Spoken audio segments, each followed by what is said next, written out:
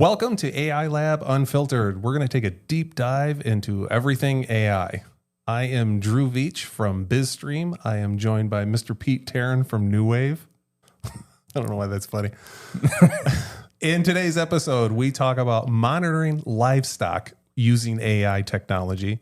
We talk about how to pick your next haircut using AI and taking the first steps with AI in your business. We are down at the beautiful Studio Jefferson, and this is down in Grand Rapids. It's got I love the lights in here. I just love it's the video producer in me. I love the lights in here. It's just even, I just can't get lighting like this at my house or anything when I'm on camera. So if you can make Drew look good, you've got good lights. Exactly. They do my makeup. No. Think Tank Thought Leadership is who powers us. We wouldn't be here without them. They handle our production. They handle all of the editing, all of our social, any kind of engineering. They helped us put together everything with our podcast. They even helped us with the graphics and with our name. All just a vision from Pete and I, and they help just kind of bring that out of us and make it our own. So we would not be here without them. Big shout out to them. If you're looking to do a podcast, talk to Think Tank Thought Leadership. Look them up online. They got a great website. They're on LinkedIn, or hit either Pete or I up on LinkedIn. We'd be happy to talk about it. Is there anything you wanted to add? Like I say, if you want to be cool, have a podcast. Yeah. If you're going to do a podcast, do it with Think Tank Thought Leadership. Sounds like you read that, but all right. So today we have a really cool guest. It's a guy I've been wanting to have on here for a while. He is a serial entrepreneur. He has dozens and dozens of businesses that he has started or is currently working at. I have no idea when this man sleeps, if he even sleeps. I'd like to welcome Mr. Zach Booker. Yeah, thank you, Drew and Pete. Appreciate it. Thanks to Think Tank Thought Leadership. There you go. Oh my gosh, did I say it right? You did. Yes, you did. It's so crazy with the many names that City Innovations has under their umbrella. This is one of them. So thank you. Yeah, appreciate it. So how we got introduced. So Drew and I all three of us were at the City Innovation Open House downtown. This is this summer. And was talking to Dan Hungerford, who's been a guest on the podcast, who's also a very busy man. I don't know how he sleeps either. And he said, "You need to talk to Zach." And I said, "Okay, I don't know who Zach is."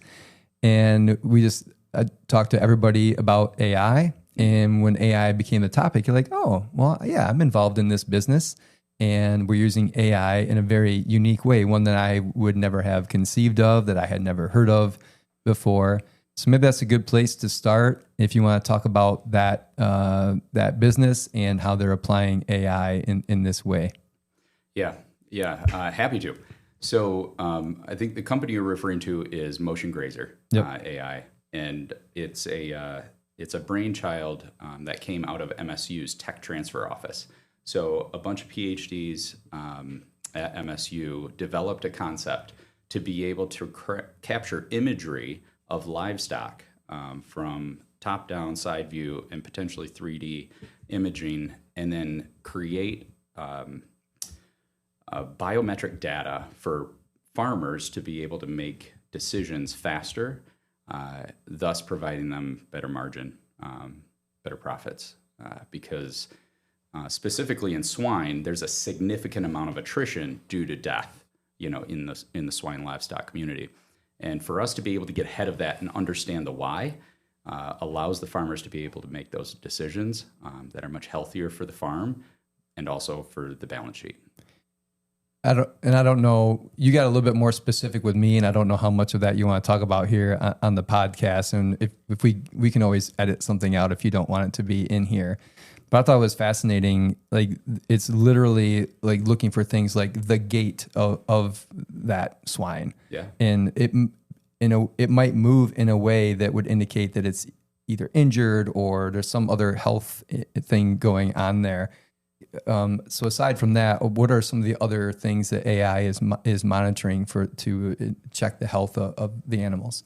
Yeah. So AI in this instance would be the generative outcomes derived from the data that it's collected, right? So the data it's collecting are the joints and positions of those joints on each swine, and then that gives the I guess the PhDs the understanding of how to tweak the algorithm to ultimately allow machine learning and AI to come up with those outcomes, so that the farmers are understanding of what options are in front of them. So, for example, the gait, when we measure the gait, that's like the breedability. So if we could attach an objective score to that, so that we can start to benchmark their entire community of pigs, that would be huge for the pig farmers. On top of that, if we could, I guess, zoom out a little bit and give a body condition score, not just breedability, but a body condition score, that's an interesting fact.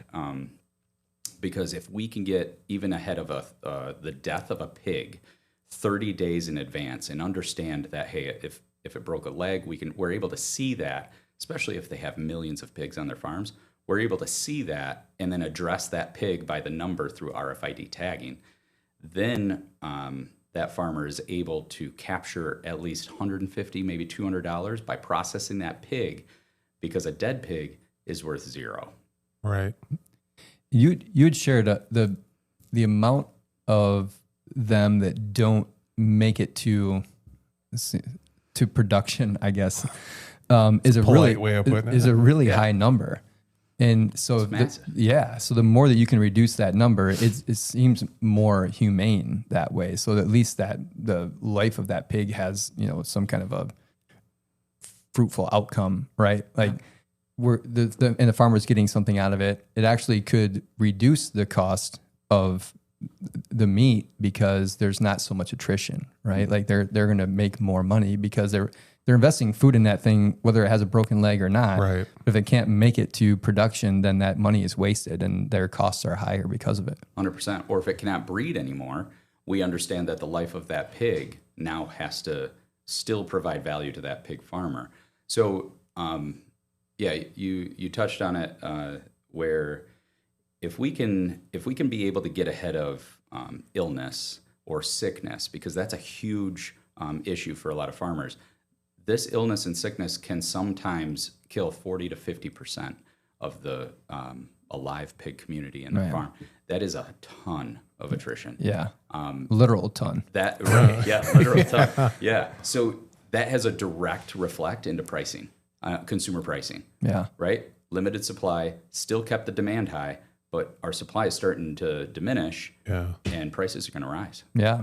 Well, even if you think about it from the pig's perspective, which I don't do a lot, but if I'm able to get the attention that I need, if I'm diagnosed with the data that comes, it's being collected and aggregated by AI, and I could get the medical attention I need, it could improve and expand or extend my lifespan too. So there's a lot of good benefits that come from that. Yeah. So how was this getting done before this type of, like, how do they do it, I guess, manually before? Yeah. So they actually have a caliper that they put on the last rib of the pig, and that measures, the caliper score. And that caliper score is right now the benchmark. Unfortunately, still leaves room for, human error. Yeah. It's very subjective at times. Sometimes you're not able to get to those pigs in an efficient way, and that pig may die before the next caliper score is reviewed. So if we have 24/7 monitoring inside of those farms, we never have to worry about the ability to get on a regular cadence, because it's giving us real-time data on, like, right now, all the time. So, and you have to touch 1 million pigs, right? Like if they have a massive farm, the manual effort that goes into calipering 1 million pigs, that's a lot. Yeah. If you could repurpose that into proactive health of those animals, that's a way better investment of that time. Yeah, introducing a new level of stress too, because now you have a human, interacting with the swine, which they don't do all the time. They don't just sit and roll over and say, "Come caliper me." Yeah, they're probably running like hell trying to get away from them. Right. Yeah. Trying to bite. Yeah. Plus the amount of human error that's getting put in there too. Like, I'm sure they have more than one person doing that. So the way you're measuring it versus the way I'm measuring it's different. Yeah. Well, now you got different results. Now you got different data. Now which one's right? Yeah. Wow. It's a heck of an intro. Yeah. Yeah, that one's interesting. I'm not a big expert or even agricultural expert. I actually have no history in agriculture. I just know business really well. So MSU tapped me on the shoulder to lead this effort for them and develop the team and get this MVP out to market. Can you talk about the technology of it at all? Not intelligently. So remember, That went a different direction than what I was expecting. I'm the business guy. I'm focused on the growth. I'm dangerous to know, dangerous to have an aspiration to learn, right? I want to learn how things work, but only in an effort to help, right? Because not a lot of these professors, a lot of the staff have full-time jobs as professors at MSU. Sure. So, the business administration individuals have to take this on, all the rest of the time. So for that, we try and capture as much knowledge in a very efficient and accelerated time period so that we can just step in and help and keep the partnerships alive. And are those pig farms just in Michigan, or is this national? Like what? I got to imagine at some point it's going to go national. It is national, yeah. Yep, and even international. So we are doing pilots in Canada right now, and there's interest to go throughout the rest of North Canadian America. bacon. Yes. Sorry, I had to. There's your dad joke. For the episode. Yeah. Are there expansions of the technology, the ways that they're not using it now? Like what are some of the forward-looking options there? Yeah, I mean, we're spearheading with swine because that's where a lot of the PhDs that created this have their expertise. But this technology can be brought into any and all livestock, right? This is again tracking the joint and movement of livestock in general. So this could be revolutionary for the agricultural industry by utilizing either existing camera infrastructure inside of the barns or installing cameras, but that go through our patented algorithm and technology, ultimately giving that UI experience to a pig farmer and that dashboard view of the data so they can make those decisions on demand. That's really cool. That is cool. Yeah, I mean, especially any four-legged animal, right? You already have the gait's the gait, probably. I'm sure there's some variation between species, but I mean, the gait's the gait. If they're limping no matter what the animal they are. So, yeah. So cool. So that's one area. I think there are 27 other companies that you're involved in as well. Are out of the pool of companies that you're either advising or invested in or a part of in any other way, what other ones are more AI? They're leaning into AI. So good question. We actually, as a generalized CEO, and I've said this before, but in any company, in any industry, I'll say, hey, we need AI. And then they'll ask, well, how do we need it? How's it going to work? What's the desired outcome? I don't know, but we need it. We just need it. We need AI, and we need it tomorrow. Yep. So, yeah. So this, for example, I've got barber shops. Barber shops have the ability to utilize AI, but usually from a consumer lens. So that consumer lens could have the ability for generative, optics on what a haircut could look like on them. Right. I've been in the hair industry for a while, and I sold to barbershops once before. We got them back a couple of years ago. But the ability for people to be able to choose a hairstyle from just taking a selfie and then swiping through the options, it would, that's pretty cool. A level of AI. That makes sense, though. I mean, what a great use of it to see, and it can do that relatively simply. Yeah. I mean, not that I have hair to worry about it, but it would just be. Yeah, okay. I see some. I see some things. We'll do that in post. We'll add some more. But to be able to flip through and go, yeah, that's the one. Now I can see what it's on. I mean, just the satisfaction rate has got to go way up too. Yeah. You know? So that experience, and then understanding the desired outcome, right? So now the consumer can be able to show that to the stylist or barber.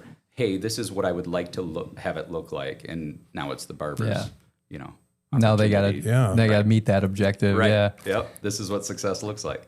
So the barbershops have the AI. I own a handful of home services businesses, so roofing, construction, HVAC. These have the opportunity for AI utilization as well, but more on the back end. So we see this in the ability to train.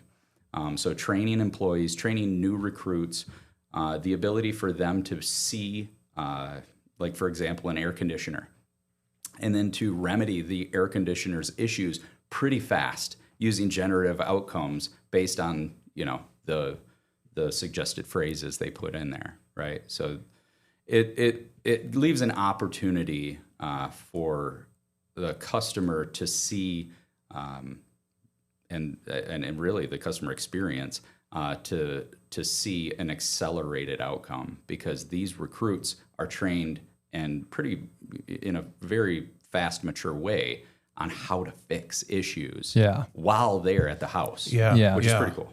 Because you could, before generative AI, I should say, because everybody that's in the know likes to say that AI has been around for a long time when they want to show how cool they are. I get it.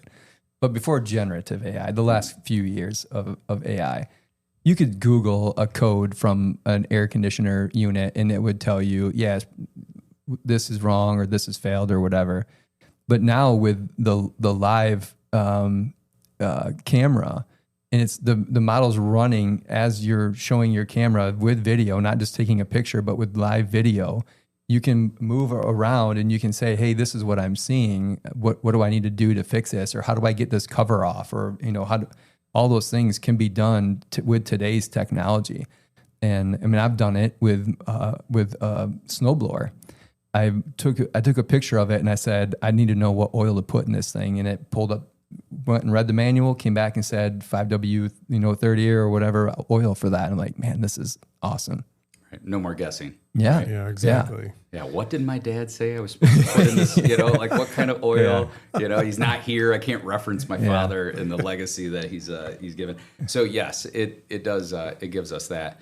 A lot of that is aspirations for a lot of our smaller companies. So like the home services companies, the infrastructure is there, but the ability and aspiration to implement the technology is still future facing. Right, so we can't do it, all today, but we have it in software dev. Software dev language. We have sprints that are headed towards, the desired outcome. Yeah. So that is pretty cool. But still, with AI, it is not having the emotional intelligence or the critical thinking inside of it. So that service or that trade still has to have that maturity to it. It still has to have the hands-on maturity to it. So, yeah. So when you look at some of these companies that you have a hand in, then and you want to do something with AI, there's something in here that can be solved. You're a problem solver. You look at various points in there to go, we can fix this and we can make this more efficient. We can work on this. How do you then like you said, everybody's looking at it and going, what do you mean we have to use AI? Like how do you then get that culture to then embrace that, to go, yep, we're on board. What do you want to do? Yeah. So it's a good question. I immediately think, so I help lead a faith-based incubator called Startup Garage. Yep. So Startup Garage allows entrepreneurs to be able to come in, meet and be introduced to a network of, mature mentors, advisors, and just, to soak up knowledge around like-minded people. We see a ton of these questions asked. How do I use AI? When do I use it? I don't want to be irrelevant. I probably should use some level of AI today. Otherwise, I'm going to be left in the dust. So for that, I have a mantra in my life. I say, don't talk about it, be about it. Go try it. Go test it out. Go fail. Go. And I think Jennifer Wangler said this on one of your podcasts. Start small. Start personal. Yep. Go build a travel plan with it. Go figure it out in a very efficient way, very non-invasive way to business, not disruptive. Go fail fast, fail cheap. Yep. Think big, start small, scale quickly. I forget where that came from, but that one's always stuck with me when you're trying to take on something new. Have the big vision, which you have no problem with. The implementation's always that first step is always the hardest part, like going from idea to the first step. But if you just start with something small, it's not, you don't have to, as Drew said so eloquently, eat the mountain. Yeah. How do you eat a mountain? One spoonful at a time. Right. Yeah. However that phrase goes. I think it's eat an elephant, but yes. It is. An elephant that's monitored by an AI that knows if it's ill or. Yeah, exactly. Nice. Yeah. But we do. I mean, we have, we have an opportunity to just use it, and it's at our fingertips. The workflows, the strategies that are put in place, that is built with the experts. That is built with those, with the custom software dev AI, experts that are saying, hey, there are platforms out of the box that we can use, or we can create something that can intertwine the DNA of your company throughout. Yeah. So, there's a lot of opportunity for that. Build, buy, or partner. Right. Yeah. Yep. That's what we always look at as well. So when you start talking with a company, just taking one company and talking with them about AI, are you coming to the table pointing some of that out? Are they coming to you saying, hey, we found some opportunities. What do you think of this? Like, what does that look like? Yeah. Who's driving it? That's a good question. And this is sort of why I like the diversity of my portfolio, is because I do have some companies that have teams that are AI forward or technology forward or growth, have a growth mindset, where others are somewhat reactive because they run lean. We have a small team, sometimes owner-operated solopreneurs that are, looking to grow. So we tend to borrow brilliance throughout the ecosystem of the portfolio, which is nice. But speaking for me, I'm a visionary, like you guys probably see. And my team is probably sick of me saying this, but I know sausage needs to be made. I just don't know how to make the sausage. And that's where I surround myself around smarter people. Yeah. Right? If I'm the dumbest one in the room, I'm in the right room, much like this room today. So if I can, you might be fighting for that title. If I can, I find these integrators that can come alongside and say, I got this. It's my weakness that they're taking as their strength. Yeah. Allowing that to happen organically is pretty powerful because it creates a really trusting relationship and partnership with a lot of people. It's brilliant. I mean, I've been around a lot of visionaries, and you can have a lot of fun conversations with visionaries. Get a bunch of them in a room, and you've literally solved the world in about an hour and a half. Yeah. And then everybody goes home and they're like, well, I hope somebody does something with that. Right. So if you don't partner the dreamers. Nobody to implement. Yeah. If the dreamers don't meet up with the doers, then nothing gets done. Yeah. So it's brilliant to then, be self-aware to know I'm not going to take this to the finish line. I need to work with somebody that will. And I'm going to reward that because you have to, because if it's a skill set that you don't have, then you have to reward that, right? And that's what partnering is, and it sounds like what you build. I think it's brilliant. Yeah, much like a marriage. Okay, so can I share this? Yeah. All right, so my wife, saint of an individual, she said this a couple weeks ago when we went on an event. We were talking, and she said, if Zach and I were both visionaries, we'd be homeless, but the most positive, optimistic, homeless couple in the world, because we'd want to take over, and we have so many ideas. But she is an integrator, right? So she is able to take my idealist mindset and give me space to fail, usually 24 hours, and then give me the realist, perspective. Yeah. Yes. So, Angie's really good at that, but I see that a lot. If you get us visionaries in a room, we're a whiteboard full of ideas, and then we're like, all right, see you tomorrow. We don't know really what to do with this. Yeah. Like, anybody going to do anything with this? So, very much the same. I totally get that sentiment, because my wife and I are the exact same as being the opposite. I am more visionary. She is the implementer. She's the integrator. She's the what are the steps are you going to do to get that done? What steps? What do you mean? It's like, she lets me dream for a while and then kind of come back to reality of, okay, now what are you going to do with that? Yeah. And it's always interesting. It's like, well, I haven't thought that far. Right. Yeah, it's like circling back to what we talked about last time, or at the beginning of this conversation, is as a CEO, we're like, yeah, I want AI. I don't know how I want it. Yep. I just know I need it. Yeah. And talking of maybe double clicking on that for a second, when CEOs and I've talked to a lot of them, a lot of peers have said, I know we need AI, for staying relevant, staying future facing forward, especially if you're fundraising. All the investors are saying, if you don't have AI usage today, we're not even interested in talking. So a lot of CEOs will say, we're trying to drive it for relevancy, but we're also trying to drive redundancy. So the employees have this fear, and I think you guys have touched on this before, have a fear of it replacing their job. Yeah. Oh, yeah. So as a CEO, we have a responsibility to maintain culture, right?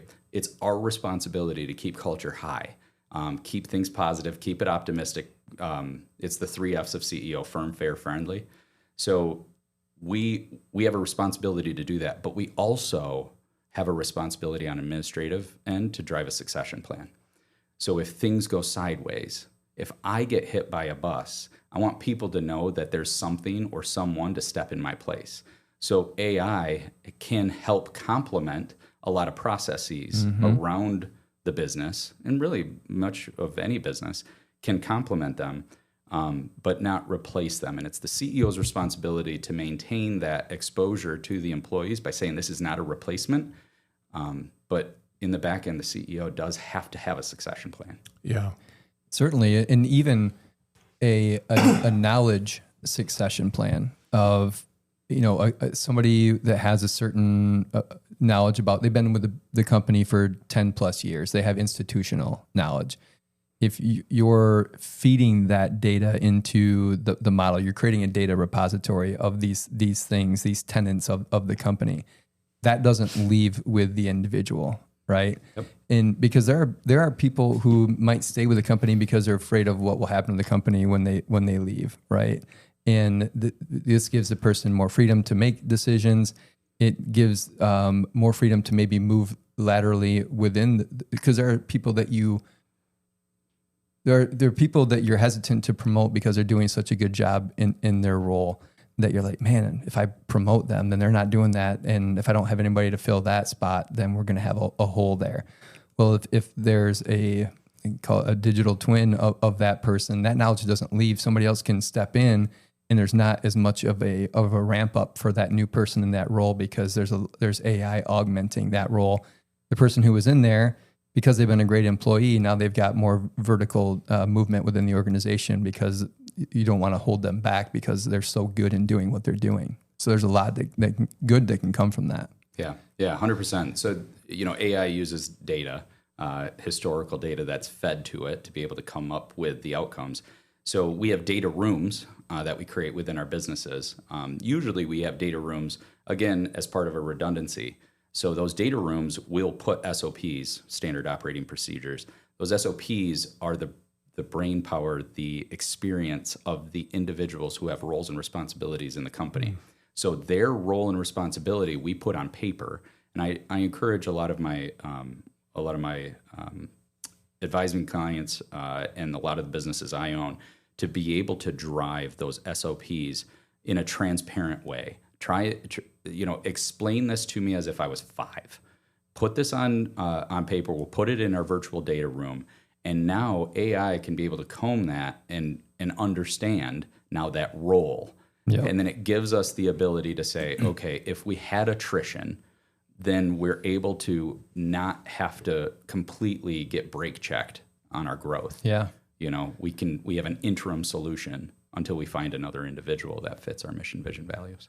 Yeah. So in the attrition example, if you need to create a job posting for that role, and AI has access to all those SOPs and job description, everything, yep, that's a 5-second task. Create a job posting for this role because so-and-so left. Here you go. It's done. The new person comes in. okay, what are the things that we need to train this new person on? Well, the SOPs, the job description, everything's already in there. It can come up with a training plan for you that you don't have to sit down and build.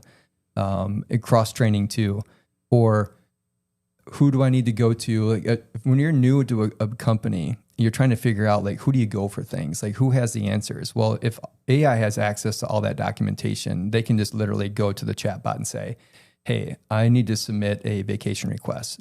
How do I do that? Who do I go to?" Oh, well, here it is. We have that all documented. Here's exactly how you do it. Just here, and here's a link. Click on this, and you can go do that. Or, this client's mad, and I don't know who to talk to. Who's their rep or who deals with this person? Oh, instead of broadcasting an email out or walking around to the cubicles and screaming across the room or whatever it is. I mean, I think about it like an AI operating system, and so sitting that AI on top of all that data, it really lubricates the gears in my mind, because things can just move so much more smoothly. Yeah. So I got a question. At New Wave, does Chad and Kyle, do they challenge the team to be able to integrate that AI on an administrative level? Even though you guys are technology forward. So, yeah. I mean, on the back end, though, administratively, does Chad, as a visionary, sort of ask for that? Chad, if he was sitting, well, he has sat in that chair. We've interviewed him before, would have said the exact same thing that you were saying about we need to implement AI. Okay. Being a classic visionary, he is not like, here is the sausage recipe and here's how you go do it. So that falls on me. I'm the director of operations, developing. What I say is how we're bridging the chasm between idea to first step is to pause and develop an AI strategy. I've shared this story on here, so I'll share it again. I actually shared it when Chad was our guest. I'm part of the leadership team. We were doing quarterly planning, talking about AI, of course. And our president, Kyle, Chad's brother, looks at me and goes, "Pete, what's our AI strategy?" And I looked at him like, "We don't have one." I was like, that was such a light bulb moment. It's like, oh man, how are we going to implement anything if we don't have a plan for how to implement it? So a lot of work has gone into developing that AI strategy, and just like, what does communication to the company look like?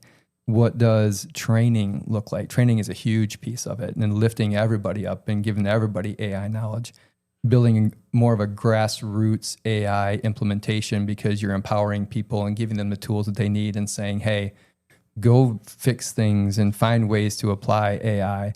But then also identifying workflows and do all those things if you don't sit down and plan all that out. So that's what we've been doing and what we're working, and also helping other companies do the same thing. So full transparency, I did hear that podcast. Okay. That's why I did ask that question. Okay. All right. So, good CEOs ask good questions. Yeah. So I'm glad you touched on that, because it does meld into even having some level of imposter syndrome, because we posture ourselves saying, we know this. Yep. Because people look to us for answers as experts or as leaders. So the imposter syndrome is real. And AI does give us the benefit to be able to have some knowledge of what to say, in a very reactive way, because ChatGPT can give it to us right on our phones. Right. It's on the app. So I can give it a prompt and get, the immediate answer, so that I can at least relatively have a direction to talk right. about. So I appreciate you sharing that, because a lot of companies don't have those strategies. No, and that's why I share it. Like I want people to hear that. My fear is that somebody looks at me, and I happen to have an AI podcast, and it's the craziest story of how we got here.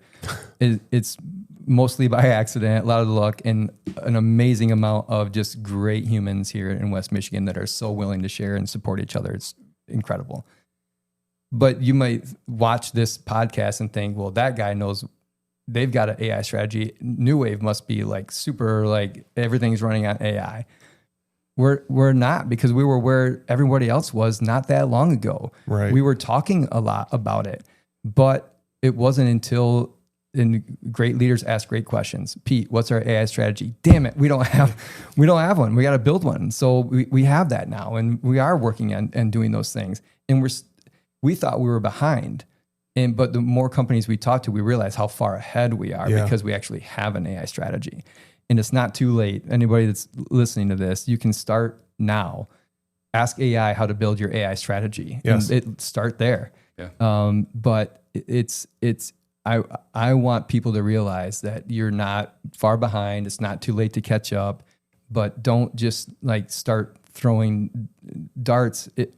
You can do that, and you can have some success, but I don't think it'll be sustained. I'm worried that if you're not doing it in a measured way, that you're in a way that you're measuring what was happening with that workflow before you threw AI at it, then you won't know if you had that improvement when you threw AI at it or anything else. You got to measure the before, and you got to have a baseline of where you're at. You're going to spend a lot of time and a lot of money trying to hit it. And people the bullseye. I just read a news story. This guy's like, yeah, we threw $500,000 at AI solutions and we have no measurable impact from any of it. Right. Like, okay, well, lesson learned. Yeah. So you guys know I'm the founder of ADHD Online and the founder of Mentavi Health. That company, we've been talking about AI for years, trying to drive how AI can intertwine in healthcare. Because AI should not be diagnosing. AI should not be treating the patient, right? So this gets into, and I know I'm switching. I'm adding a little heavy nature to it, but I'm switching to it because AI is not the replacement. AI is a facilitator. So for ADHD Online and Mentavi, we wanted to encourage AI to help our clinicians. So our PhD psychologists, right? Our MDs, DOs that were treating our patients.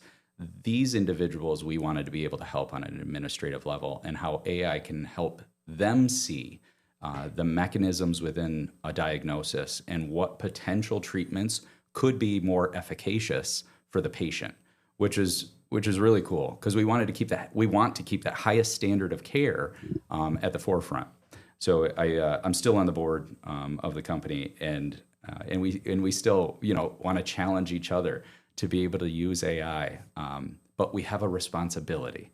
So AI, yes, it accelerates our knowledge. It may help you with imposter syndrome, but we still have a responsibility to drive a consistent lifestyle of showing people what to do instead of telling people what to do. And so AI cannot replace that. So let me ask you this. You know where I'm going with this already. I like to ask people this question based on what you just said, and that was a great tee up for this. In what you just said and how you framed that, do you feel in general, not just even in your own companies, but in general, do you feel that AI is helping us think better, or is it replacing our critical thinking? Yeah. I base this off of, I read an MIT study that came out, I think it was like 6 months ago now. And a lot of people have seen, I'm sure you saw articles on it as well. And they're saying, while the critical thinking has gone down, because people just go, oh, I don't know, and I'm going to spend half a second thinking about it. Now I'm just going to type it in there. There's the answer. Just like you said, it's so accessible now. Is it helping or hindering our critical thinking? Yeah. So I think I did read the same article that you're referencing. And although it does accelerate information, there's still not the trust that you should have in that information. It goes back to the responsibility. We as responsible leaders in our organizations, in our communities, in our nations, have to show people that critical thinking is what takes that knowledge to a trust factor that people should be absorbing.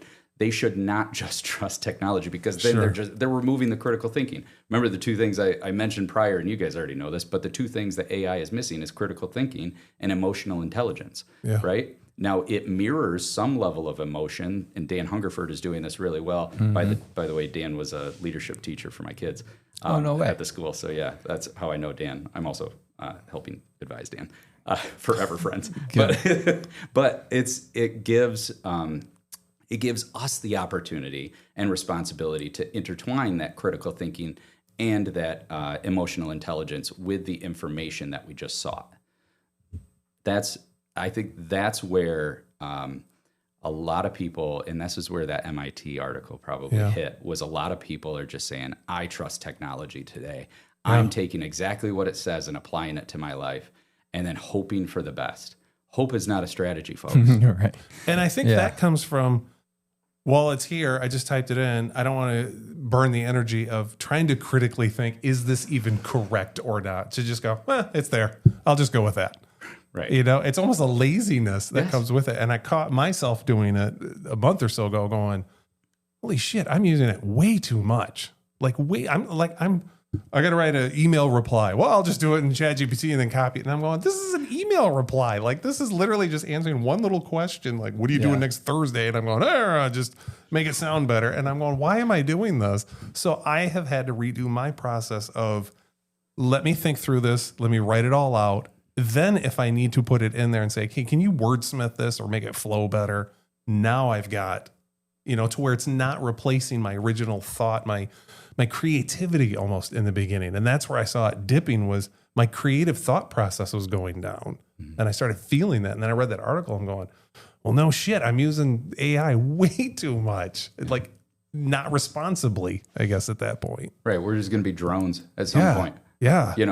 Having AI talk for us. But you're right. The trust of it, we shouldn't be trusting it 100%. And we know we shouldn't be trusting it. Right. That's the biggest thing. We know. We know. So you have brought this up. We had a whole episode about, is AI making us dumber? I've more lately been thinking more along the lines of, I don't think it's laziness. Really? I think people, and I know people learn differently. I've said it here, I'm a visual learner. If you're explaining something to me, and I don't know if I have ADHD or not, maybe you could tell me after the episode, but my mind's wandering. I'm thinking about fantastical things and I'm over here. I need to stop and look at it for it to make sense to me. I think critical thinking is just like that. I think it's you have it, and maybe it's not have it or don't, but it's a spectrum of critical thinking. And the people who are saying they're worried about it replacing critical thinking are probably higher on the critical thinking spectrum. And the people that take everything they see on the news, hear on the radio, read in their news feed, get from AI, and they take it for gospel, they're going to be just lower on that spectrum, is how I look at it. So I don't think it's laziness. I think it's their mind just never goes there. And because there's places my mind doesn't go to. And that's where I think that AI can be a big help, in that if it can give people critical thinking skills that they don't have in their work. We just recorded an episode this morning where they're building in what they call it, chain of verification, I think, where before the AI gives you the output, the answer to the question that you asked it, it goes and asks several questions and answers them and verifies its response before it gives it to you, and essentially doing the critical thinking for you. I think that's going to help people that would have taken something for gospel and it's like, hold on, wait a minute, let me do some verification here. Now I'm going to give you a more curated answer, like like a good friend would, who is a good critical thinker and more of a advisor or a trusted advisor, I guess. I'll back off my rant, but no, that makes sense though. That makes sense. Yeah. That it is, the models get smarter to give you correct information to begin with. Yeah. That if you're going to believe anything, at least it would be more accurate and more correct, I guess, at that point. Yeah. Yeah. So something, full transparency, I have ADHD. And people have heard me say this on other podcasts as well. But if you manage it correctly, it can be a superpower. So what I've seen is when I utilize AI, I'll take the prompt's outcome, so AI's response to my prompt, and I'll put it on a whiteboard. And I like to start my day whiteboarding, and I used to do this more frequently. I drove a consistent lifestyle of waking up at 6 a.m., and every wall in my office was whiteboard paint. It was painted with whiteboard paint. And I would throw on rap music at 6 a.m., coffee, and I would go to town based on the suggested outcome of the prompt I gave AI. And then I would drive that in a visual format, because I also am a visual learner, on my walls. And I would just spend hours just whiteboarding with myself, and then allowing myself the utilization of critical thinking to ultimately move the company that day. And the goal as a CEO is to move the company forward every day. What are we doing today to move the company one step forward, if not faster? So that is what I did at 6 a.m. every morning. Crank up that music and go to town on the whiteboard. Yeah, that sounds awesome. There's a period of time in history where you would have been considered a madman. Now you're a CEO of 28 companies. 28 companies. I'm not the CEO of the 28, but yes, I've been a CEO of many, and to this day, I am the CEO of some of these companies. But I still encourage other CEOs that I work with, and then the teams that I work with, to just find their outlet. Right? Find what allows them the space for critical thinking. Use AI. And I tell them, use AI. Even students, use it. Mm-hmm. But do not fully trust it. Yep. It can give you a good foundation to build on, but don't let it be your end all. Yeah. Otherwise, you'll be a statistic in that MIT article. Yeah, 100%. And you become a drone. So, nobody wants that. Just drooling on the sidewalk. Man.